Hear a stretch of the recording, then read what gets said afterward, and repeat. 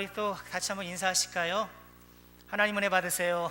하나님 은혜 받으세요. 하나님 은혜 받으세요. 자, 오늘 교사원신 예배 함께 모였는데요. 아이고, 난 교사가 아닌데 뭐 하면서 한 걸음 좀 물러나 예배를 드리지 말기를 좀 부탁드리겠습니다. 뭐 오전에도 말씀드렸습니다만 사실 우리 모두가 교사예요.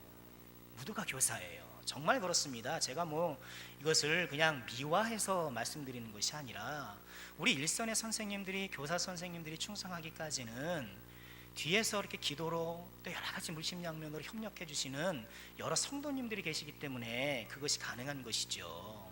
선교지 일선에서 수교하시는 선교사님이 계시는 것처럼 또 본교에서 보내는 선교사도 있는 거잖아요.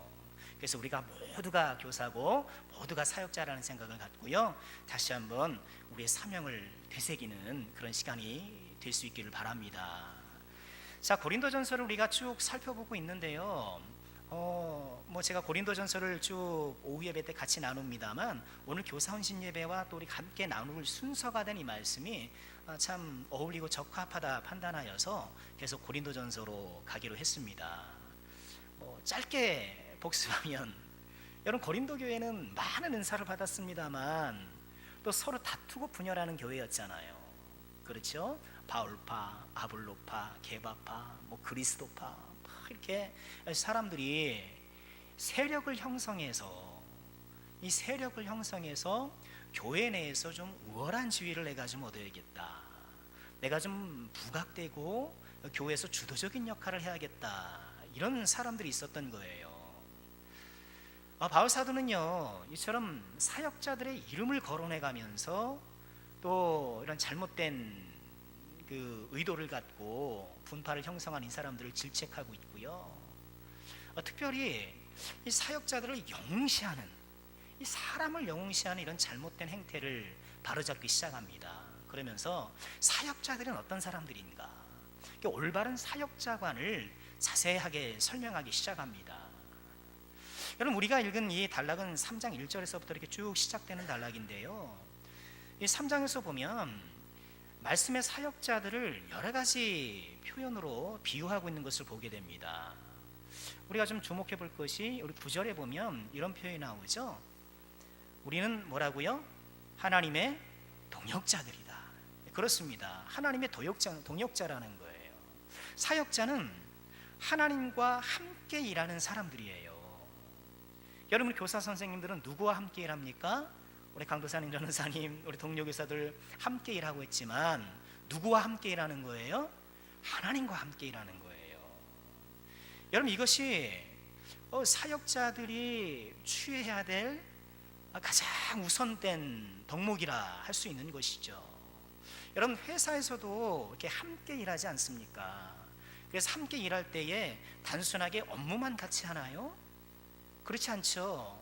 이런 능력을 극대화하기 위해서 같이 식사도 하고, 또 필요하면 취미생활도 같이 하고, 부장님은 좋아하지만 그렇죠, 직원은 아주 고달픈, 어쨌든 그 목적은 뭡니까?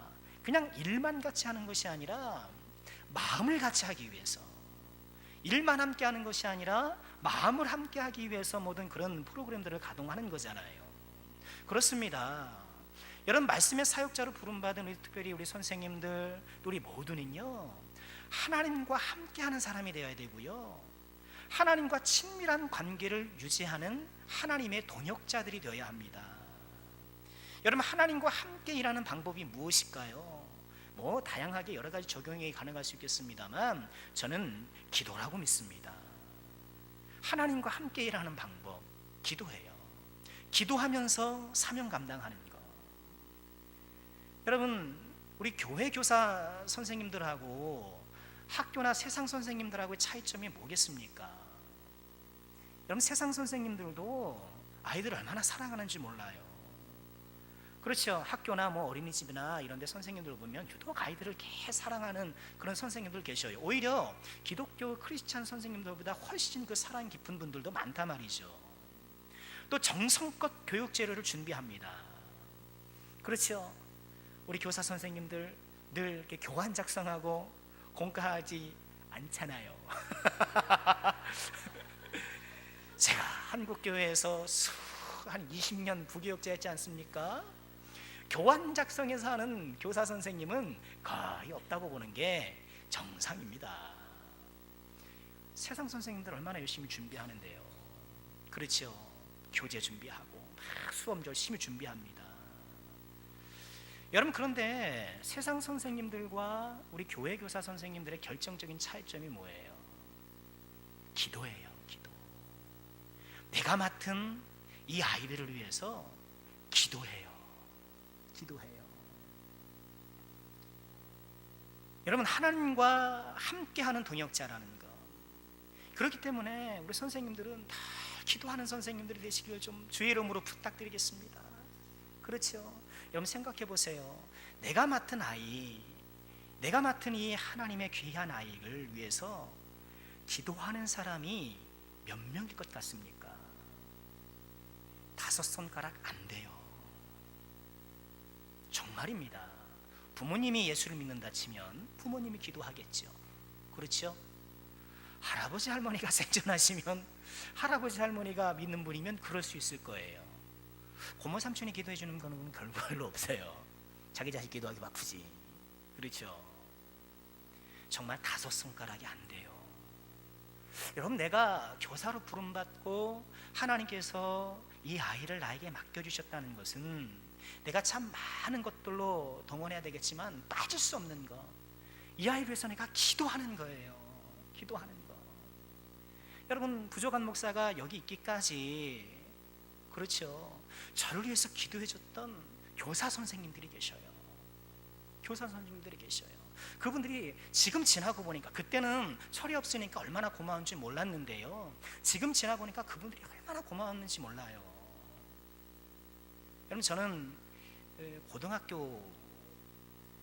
중학교 3학년 때 제가 다니던 교회에서 이사를 가는 바람에 교회를 옮겨야 되는 상황이었어요. 그런데 다니던 교회가 너무 이제 정이 드니까 제가 중학교 3학년부터 고등학교 1학년 이하 2년을 그 교회를 원거리 출석을 했습니다.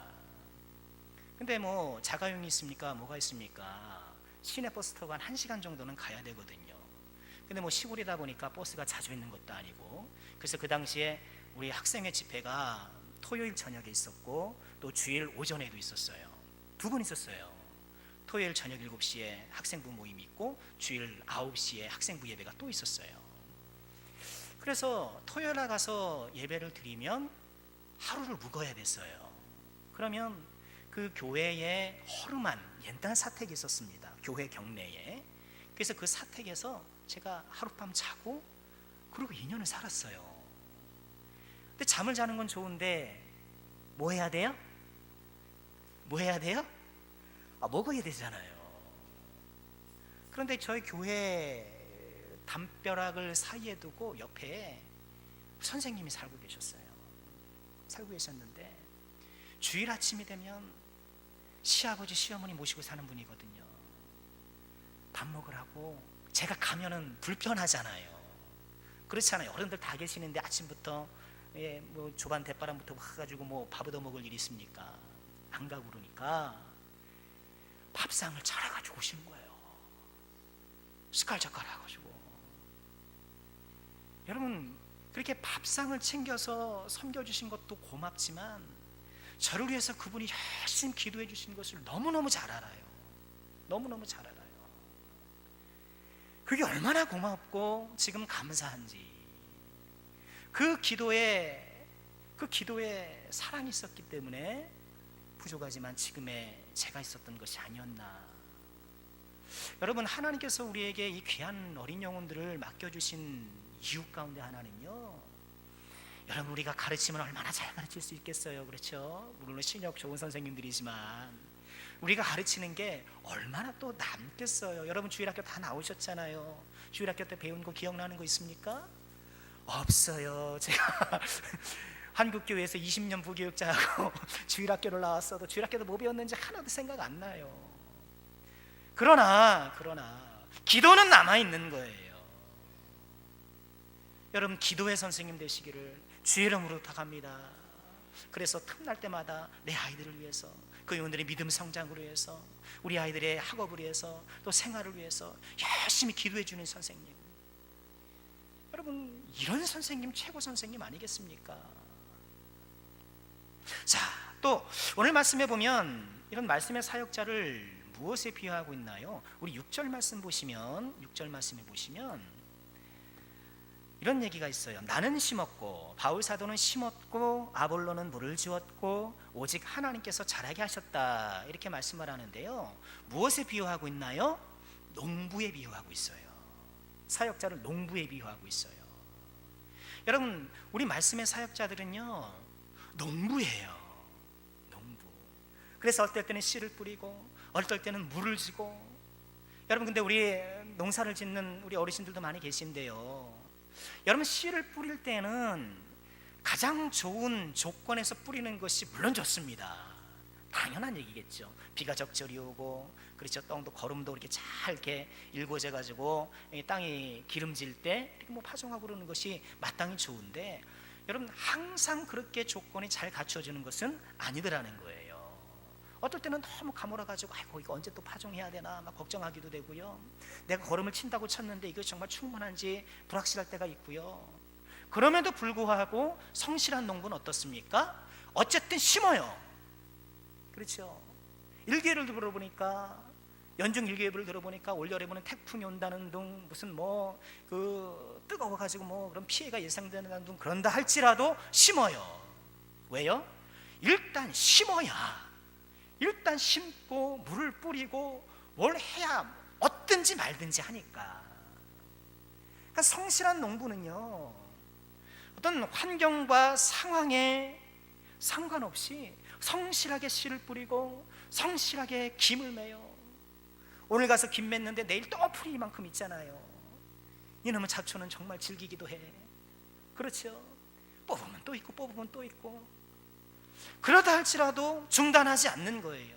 씨를 뿌리고 가꾸는 이 농부의 역할을 중단하지 않는 거예요. 정성을 다하는 거예요. 여러분 이것이 성실한 농부 아니겠습니까? 여러분 우리가 교사 사역을 하면서 가장 힘들 때가 어떨 때입니까? 나는 나름 준비하고 아이들에게 이렇게 말씀을 증거하는데 듣지 않는 것 같고, 그렇죠? 그냥 밑빠진 덕에 물 붓는 것 같고. 여러분 중고등부 요새 청소년들 참 별종이잖아요. 별종이에요. 제가 지난 해에 제 사역자 교체되면서, 부교육자 교체되면서 중고등부를 여러 달 했잖아요. 중고등부 학생들이 없어서 그런데요, 설교를 하면은요 정말 벽에다 대고 하는 것 같아요. 이건 조금도 과장된 표현이 아니에요. 뭐 반응이 없어요. 반응이 없어요. 여러분 그렇죠? 그렇죠? 찬송하자 하면서 찬송인도 하는 선생님이 열을 내면서 이렇게 분위기를 볶아도 보지만 그렇죠? 대충 호응해주고요, 꿈쩍도 안 해요. 꿈쩍도 안 해요. 그런다 할지라도 여러분 선한 이 성실한 농부는 이런 환경이 혹시나 척박하다 할지라도, 내가 기대하는 만큼의 어떤 상황이 주어지지 않는다 할지라도 어떻게 돼요? 오늘도 내가 씨를 품고, 오늘도 열심히 내가 물을 대고, 오늘 내가 열심히 말씀을 준비해가지고 어떻게든 이 아이들이 듣게 하려고 여러분 그렇게 애쓰고 수고하는 거예요. 이게 선한 농부 같은, 이런 성실한 농부 같은 사역자, 여러분 하나님께서 이런 사람 기대하지 않겠습니까? 자, 또 오늘 말씀 속에서 이 단락 가운데에 사역자들을 표현하는 또 하나의 단어가 있는데요, 이것은 오늘 본문인데 건축가예요. 건축가. 자, 오늘 본문을 보면 여러분 5절에 보면은요 이런 말씀이 있죠. 그런즉 아볼로는 무엇이며 바울은 무엇이냐 하면서 6절에는 나는 심었고 아볼로는 물을 주었다 하면서 이 농사의 비유, 농부의 비유를 쭉 가져가다가요 9절에 보니까 뭐라 그럽니까? 우리는 하나님의 도역자요 너희는 하나님의 밭이요 하나님의 집이니라. 지금까지 농부의 비유를 쭉 해왔단 말이에요. 농사 비유를 해보니까 너희들은 하나님의 밭이다 라고 하고요, 그 다음엔 하나님의 밭일 뿐만 아니라 이제는 하나님의 집이다 라고 얘기를 해요. 그런 다음에 하나님의 집이라는 이 표현과 어울리는 건축가의 비유가 시작되는 거예요. 그러니까 어떤 구조가 됩니까? 농사의 비유, 너희는 하나님의 밭이다, 너희는 하나님의 집이다, 건축가의 비유. 이 문 구조가 이렇게 생겨먹었어요. 생겨먹었다 이거 사투리죠. 이렇게 생겼어요. 그러니까 이 단락에서 중심 주제는 뭘까요? 앞서 농부의 비유, 뒤에 건축가의 비유 사이에 있는 너희 고린도 교회는 하나님의 밭이요 하나님의 집이다, 이것이 핵심 문장이에요. 고린도 교회 성도들에게 이것이 필요한 거예요. 고린도 교회는 아볼로의 집도 아니고 바울의 밭도 아니고 어느 유력한 사람의 집도 밭도 아니고 어떤 유력 세력의 밭이나 집도 아니고 하나님의 밭이요 하나님의 집이다, 이걸 얘기를 하는 거예요. 그렇기 때문에 어떤 사람을 이렇게 영웅시하면서 그 이름 명성에 편승해서 내가 뭔가 내 우월지를 확보하려고 이런 시도는 말도 안 된다라는 이야기를 이런 구조를 통해서 메시지를 하는 거예요. 자, 어찌됐든 건축가의 비유를 우리가 좀 살펴보고 싶은데요, 여러분 건축가긴 건축가인데 우리 10절에 보니까 뭐라고 말씀합니까? 내게 주신 하나님의 은혜를 따라 내가 지혜로운 건축자가 되었다, 이렇게 말씀해요. 여러분 우리 사랑하는 선생님들, 우리 교사 선생님들, 또 이 자리에 함께한 우리 모두는요, 건축가에 대해 어떤 건축가가 되어야 될까요? 지혜로운 건축가, 지혜로운 건축가. 여러분 지혜로운 건축가가 있다라는 것은요, 그렇지 못한 건축가가 있다라는 뜻이에요. 지혜로운 건축가. 여러분 지혜로운 건축가라는 어떤 사람일까요? 한 세 가지만 살펴보고 말씀을 마치려고 해요. 첫 번째 지혜로운 건축가는요, 든든한 털을 닦는 건축가예요. 털을 든든히 닦는 건축가예요. 우리 10절 말씀 함께 읽어볼까요? 10절 말씀 함께 하겠습니다. 내게 주신 하나님의 은혜를 따라 내가 지혜로운 건축자와 같이 털을 닦아 두매 다른 이가 그 위에 세우나 그러나 각각 어떻게 그 위에 세울까를 조심할지니라. 뭐라고 말합니까? 내가 지혜로운 건축자와 같이 뭘 닦아요? 털을 닦아요. 여러분 건축을 할 때 건축가가 가장 중요하게 생각하고 가장 우선시하는 일은 무엇입니까? 털을 닦는 일이에요. 왜요? 터가 잘 닦여야, 터가 튼튼해야 여러분 내가 원하는 그런 건물을 튼튼하게 지을 수 있기 때문이죠. 여러분 제가 우리 교회 오기 바로 직전이요, 작년 4월 3일쯤이었는데요, 그 서울 송파구 잠실에 제1롯데월드 타워가 그때 개장을 했거든요. 123층에 555m예요. 555m. 개장 당시 세계 5위의 높이라고 이렇게 자랑했거든요. 그 개장하는 그 저녁밤에 아직도 잊지 못해요. 무슨 불꽃놀이를 한다는 거예요. 그 불꽃놀이 10분간 하는데요, 그 불꽃놀이 준비한 비용이 40억이에요. 1분에 4억씩. 그거 보느냐고 사람들 다 나와가지고요, 월드컵 응원하듯이 우르르 나와가지고 도로 마비되고 막 그랬었어요. 제가 어떻게 알겠습니까? 저도 그 자리에 가 있었거든요. 저녁 예배 끝나고, 주일이었거든요. 저녁 예배 끝나고 우리 아이 큰애 데려다 주기 전에 보니까 사람들 후루 몰려, 야 또 좋은 자리 한번 찾아가서 구경하자 그러고 또 열심히 구경하고 뭐 촬영도 하고 막 그랬었는데요, 여러분 그 555m짜리 건물을 짓는데 당연히 최고의 건축 기술이 동원됐겠죠. 그 타워의 총 무게가 75만 톤이래요. 75만 톤이라는 거 하면은 서울 시내 전체 인구의 몸무게랑 맞먹는데요. 엄청나게 무거운 거죠. 그러니까 이 무게를 지탱하려면 그 땅 속에 이 기초가 얼마나 튼튼해야 되겠습니까? 그래서 기초를 세울 때에 땅속 38m 깊이에 있는 단단한 안반석이 위에다가 직경 1m짜리 길이 30m짜리 강철빛 108개를 박았다고 그래요. 안반석에다가 그걸 박아놓고 그 위에 축구장만한 크기의 고강도 콘크리트 매트를 거기다가 깔아서 그렇게 기초라고 그렇게 쌓아 올렸다는 거예요. 여러분 그래서 그 건물은요 초속 80m의 강풍이 불어도 끄떡없다는 거예요. 그리고 진도 9.0의 강진도 버틴다는 거예요. 지진 나면 거기 가야 되겠네요. 그렇죠? 여러분, 터를 튼튼히 세워야 바람에도 진동에도 흔들리지 않는 그런 멋진 건물이 되잖아요. 여러분, 내가 맡은 자녀들, 그렇죠, 내가 맡은 이 믿음의 어린이들이, 우리 다음 세대들이 이 세상의 비바람과 요동치는 이 세상의 진동에도 흔들리지 않는 사람들이 되기 위해서 여러분, 우리는 어떻게 해야 될까요? 믿음의 기초를 단단히 세워줘야 돼요. 믿음의 기초를 단단히 세워줘야 됩니다. 여러분, 그럼 믿음의 기초라는 것은 무엇일까요? 우리 11절입니다. 우리 11절 다 같이 한번 읽어볼까요? 함께 합니다. 이 닦아둔 것 외에 능히 다른 터를 닦아둘 자가 없으니 이 터는 곧 예수 그리스도라. 아멘. 터가 뭐예요? 예수 그리스도. 예수 그리스도. 여러분, 예수 그리스도라는 터를 저는 두 가지로 적용하고 싶어요. 첫 번째는요, 예수 그리스도라는 이 터는요, 예수는 그리스도라는 신앙 고백의 터예요. 여러분, 우리들이 신경 써서 우리 자녀들에게 세워줄 믿음의 기초는 무엇입니까? 예수가 그리스도입니다. 예수가 나의 구원자입니다. 오직 예수만이 나의 구세주입니다라는 그런 신앙 고백을 세워주는 거예요. 신앙 고백을 세워주는 거예요. 여러분, 이것이 우리에게 정말 필요한 것 아니겠습니까? 우리 예수님이 뭐라 그러셨습니까? 베드로의 신앙 고백을 칭찬하셨잖아요. 베드로의 신앙 고백이 뭐였습니까? 주는 그리스도시요. 주는 그리스도시요. 예수는 그리스도시요. 여러분, 초대교회 신앙 고백이 바로 그거였어요. 예수는 그리스도다. 예수는 그리스도. 여러분, 그리스도가 뭡니까? 기름 부음 받은 자라는, 메시아라는 뜻이잖아요. 우리 선생님들 잘 아시잖아요. 구약시대에 기름 부음 받는 세직분, 왕, 제사장, 선지자 아닙니까? 이 유대인들은 오랫동안 외세 침략을 받아가지고 언젠가 이 지긋지긋한 침략의 짐을 벗어줄 기름 부은 메시아가 올 것이라는 메시아 사상을 갖기 시작했어요. 그 메시아가 오면 잃어버린 다윗 왕조를 회복시켜 줄 것이다, 그런 소망을 갖고 있었고요. 그런데 그 메시아가 누구예요? 예수님, 예수 그리스도. 예수는 메시아. 예수는 메시아.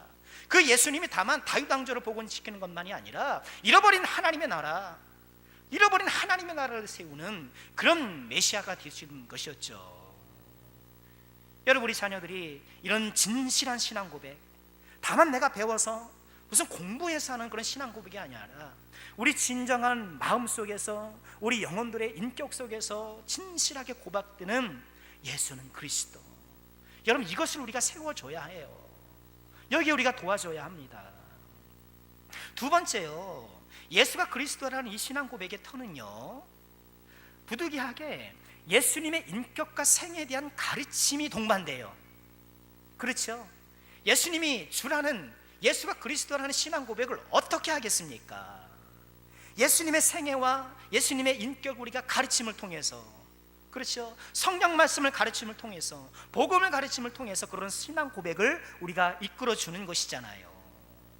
그렇기 때문에 우리가 세워야 될 토다는 것은요, 예수는 그리스도라는 신앙 고백, 그리고 이 신앙 고백을 가능케 하는 성경의 토대, 말씀의 토대라는 거예요. 여러분, 그렇기 때문에 우리 자녀들에게 말씀 교육을 우리가 열심히 해줘야 돼요. 열심히 해줘야 돼요. 여러분, 저도 지금 남는 것이 없지만 남는 게 없는 게 아니에요. 여러분, 가끔씩 우리 콩나물 비유하지 않습니까? 콩나물 비유 뭡니까? 여러분, 방 한켠에 콩나물 씨로 이렇게 해놓지 않습니까? 우리 어르신들. 저도 어렸을 때 이게 안방에 그렇게 있었거든요. 그럼 가면 물을 칙칙 뿌려요. 그럼 내려다 보면은 물은 뿌리는데 물 다 비틀어 쏟아지잖아요. 그런데 콩나물이 자라요. 희한하죠. 물은 다 빠지는데 콩나물은 자란단 말이죠. 여러분, 그렇습니다. 여러분, 지금 우리 선생님들이 수고하고 내가 열심히 준비해서 말씀을 전하는 건 지금 당장 아이들이 안 듣는 것 같고 아이들에게 별로 이렇게 효력이 없는 것 같지만 그렇지 않다는 거예요. 그것들이 쌓여서 내 인식 속에, 내 의식 속에 그것은 남아있지 않을지라도 무의식 가운데 내 말씀 안에 이렇게 내가 성장하고 그 말씀이 나에게 영향을 끼치게 되어 있어요. 그래서 믿음은 들으면서 나는 거거든요. 여러분, 그런 소망을 갖고 확신을 갖고요, 우리는 어떻게든지 우리 자녀들에게 이렇게 말씀 교육을 하기 위해서 힘을 써야 하는 것입니다. 우리 사랑하는 선생님들, 여러분 공과 시간을 정말 잘 준비해 주시기를 좀 부탁드리겠습니다. 정말 잘 부탁드리겠습니다. 물론 시간은 열악해요. 우리 교회 교육 환경이 열악한 거 제가 누구보다도 잘 압니다. 시간이 일단 불충분해요. 그렇죠? 시간도 불충분하고 뭔가 재료도 불충분하고 환경도 뭔가 좀 독립적인 공간에서 아이들 좀 눈빛을 보면서 이렇게 뭐 가르쳐야 교육 효과가 생길 텐데, 이거는 여기저기서 한 무리 저기서 한 무리 시끄럽고 더럽고 또 외국 사람 덜락덜락하죠. 뭐 시원합니까? 시원한가요? 뭐 이게 여러 가지가 이렇게 좀 조건이 우리에게 불리한 것은 틀림없습니다만, 그렇지만 그 가운데 우리 하나님께서 도와주시고 역사하실 때 우리 자녀들에게 하나님의 말씀이 차곡차곡 쌓이게 될 것이라는 거예요. 자, 지혜로운 건축가는요, 터를 튼튼히 하는 거예요. 여러분, 사실 터만 잘 세우면 문제될 것이 없어요. 여러분, 두 번째 지혜로운 건축가는 어떤 사람일까요? 지혜로운 건축가는요, 좋은 재료를 사용합니다. 좋은 재료를 사용해요. 여러분, 이어진 우리 12절 말씀 함께 보실까요? 12절 말씀입니다. 함께 할까요?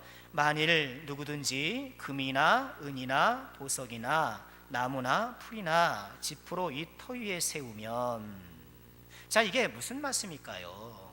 지금 바울 사도는 이렇게 얘기를 하고 있는 거예요. 자기가 고린도에서 사역할 때 예수 그리스도라는 이 터를 세우기 위해서 자기가 애쓰고 수고했다는 거예요. 그래서 이 터의 기초에서 또 다른 건축을 세워나가야 되는데, 이 터와 어울리는 그런 건축 재료를 사용해야 된다, 말하자면 그렇게 이야기하고 있는 거예요. 여러분, 그래서 12절에 나오는 금, 은, 보석, 이 금은 보석이 상징하는 것은요, 이 예수 그리스도라는 터와 어울리는 재료, 그것을 의미하고요, 뒤에 나오는 나무나 풀, 집, 이것은요 어울리지 않는 그런 재료를 얘기를 하는 거예요. 여러분, 우리가 예수라는 이 신앙 고백의 토대를 우리가 올바로 세우고 이 기초 위에 우리 사랑하는 자녀들의 믿음을 세워나갈 때에, 여러분, 우리가 어떤 것을 사용해야 되겠습니까? 이 기초와 신앙 고백과 어울리는 재료들을 우리가 사용해야 한다는 거예요. 여러분, 그렇죠? 다시 말해서요, 우리가 행하는 모든 교육 행위들은요, 우리 어린 영혼들의 신앙 고백을 증진시키는 것으로 목적이 되어야 된다는 거예요. 그것이 다 목적되어야 돼요. 여러분, 이 중심을 잊지 마시길 바랍니다. 기초와 어울리는 것이 돼야 돼요. 여러분, 요즘 뭐 교회마다, 우리 교회도 뭐 기타 있고 드럼 있고 신디 악기 다 이렇게 갖추었잖아요. 이제는 뭐 다 모든 교회가 다 있어요. 조그만 개척교회도 없는 교회가 없어요. 다 있습니다. 또 우리 교회는 어떻게 하고 있습니까? 우리 중고등부 학생들이 토요일에 모여서 같이 공부도 하고, 그렇죠, 또 악기도 배우고 이런 프로그램이 진행되고 있는데 얼마나 감사하고 좋은 일인지 모르겠습니다.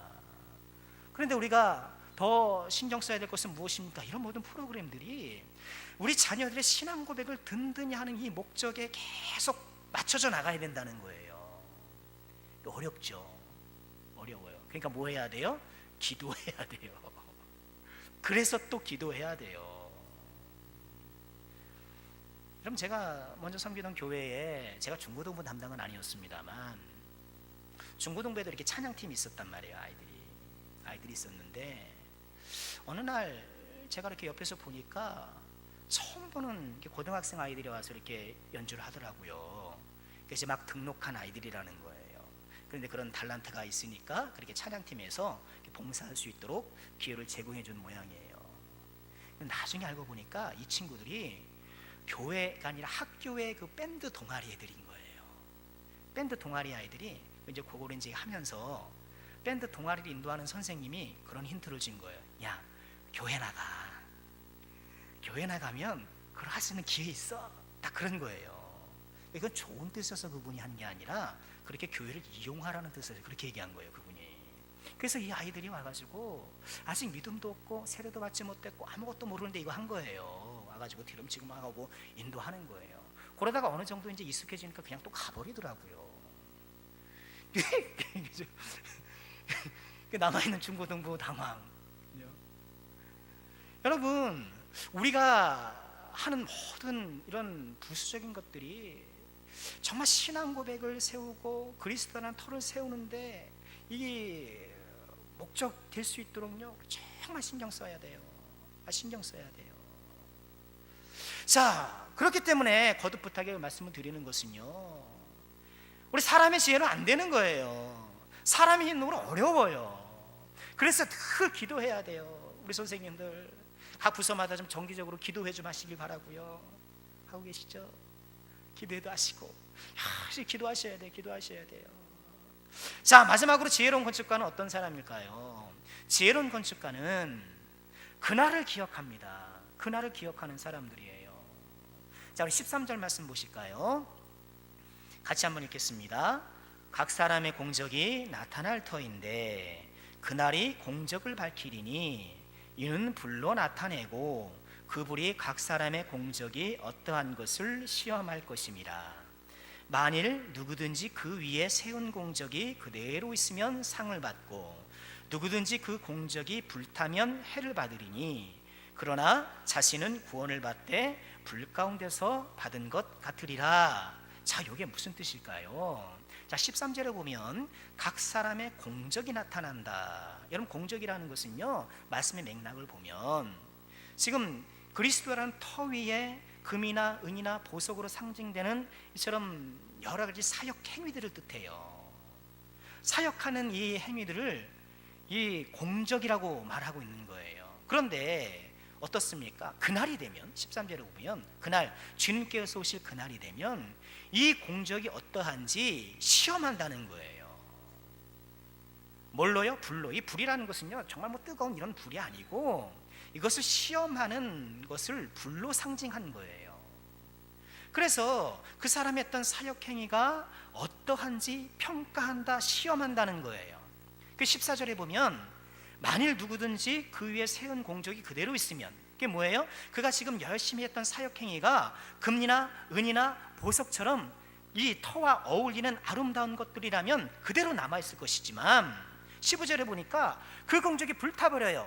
뭐예요? 이 터와 어울리지 않고 이 사역 행위가, 우리가 하는 교육 행위가 나무나 풀이나 집 같은 것이 되어가지고 터이신 그리스도와 어울리지 않는 것들이 되게 되면 어떻겠습니까? 이 불에 다 불타버린다는 거예요. 여러분, 우리가 이것을 꼭 기억해야 돼. 이 말씀은 우리 하나님 앞에 우리가 설 때에, 언젠가 주님 앞에 설 때에 우리가 행했던 사역들에 대해서 평가를 받을 거라는 거예요. 여러분, 이것을 꼭 기억해야 돼요.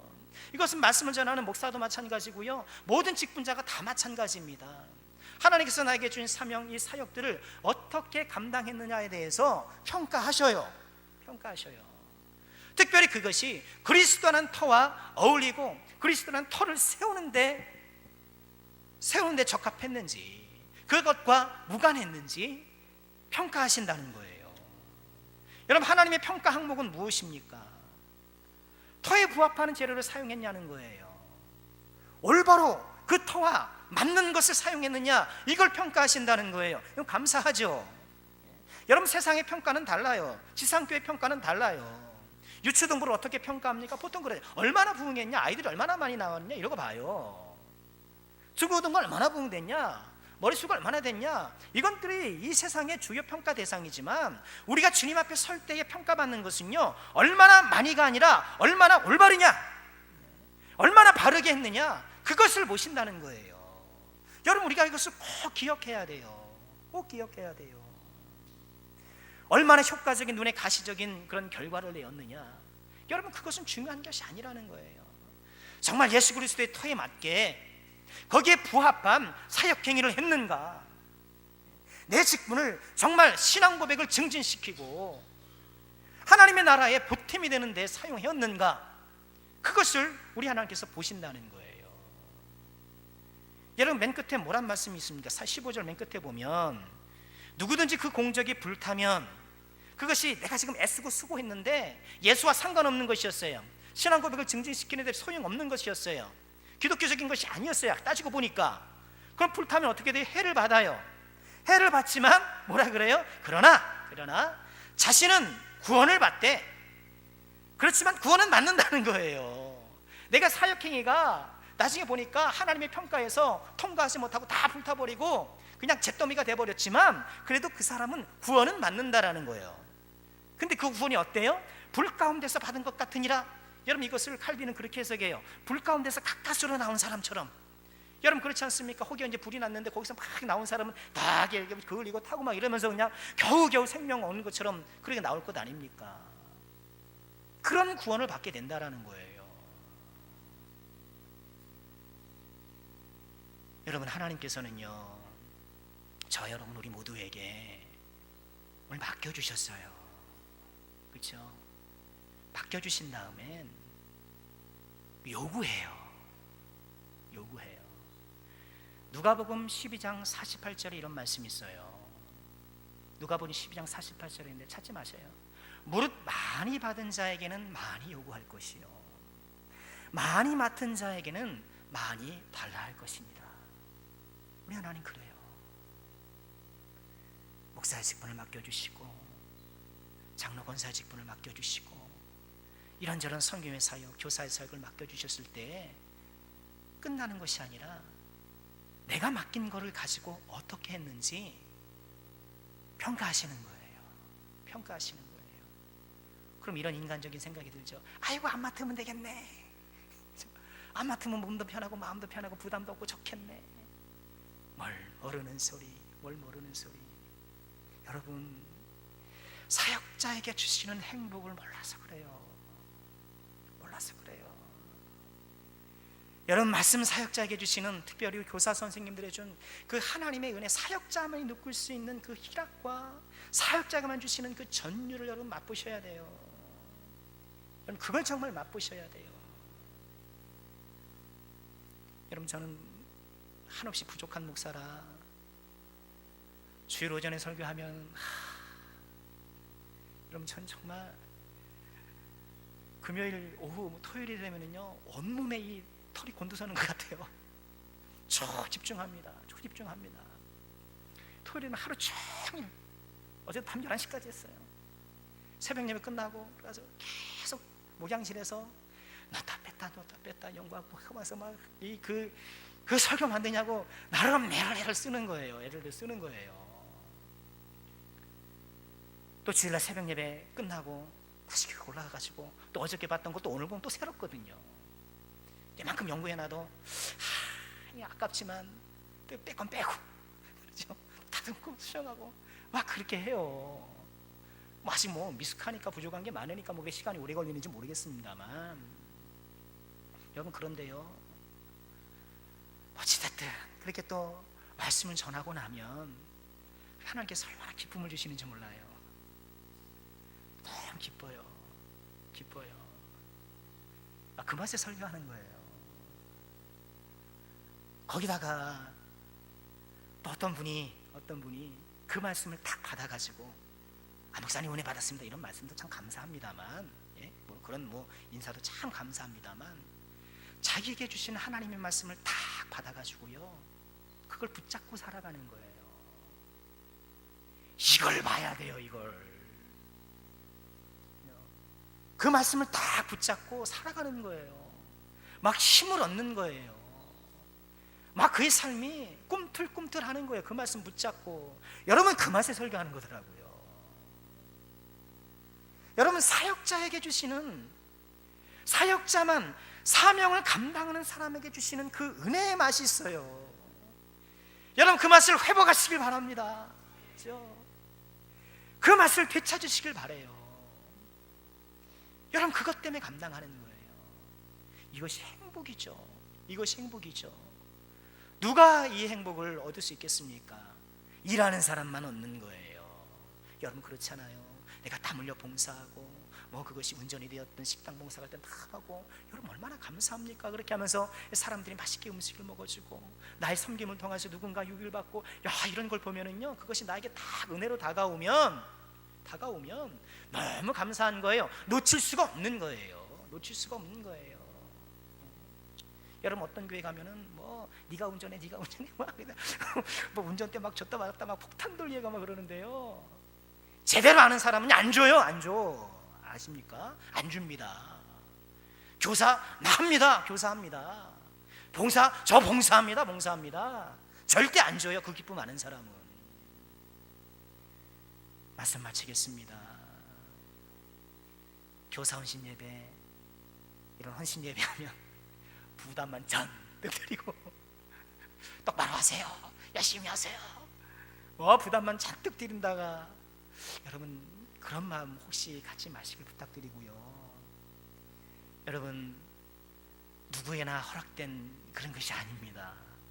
하나님께서 지금 시점에 나에게 주신 거예요. 나에게 주신 거예요. 이 위대한 사역을, 이 감사한 사역을 내가 꼭 붙들고요, 꼭 붙들고 지혜로운 건축자와 같이 우리 자녀들에게, 내가 맡은 아이들에게 어떻게든지 신앙 고백의 토대를 세워주기 위해서 금과 같은, 은과 같은, 보석 같은 그 아름다운 하나님의 재료들을 내가 동원해서, 또 언젠가 주님께서 나를 평가하실 때 잘했다, 충성된 종아, 충성된 종아, 잘했다, 그런 칭찬을 기대하고 그날을 바라보면서 오늘은 이 시간에 나의 삶에 충성을 다하여서 하나님 앞에 영광 올리고 또 주님 앞에 큰 기쁨을 얻게 되는 우리 모든 선생님들 꼭 되시기를, 이 자리에 함께 우리 모두가 될 수 있기를 주님의 이름으로 축원합니다.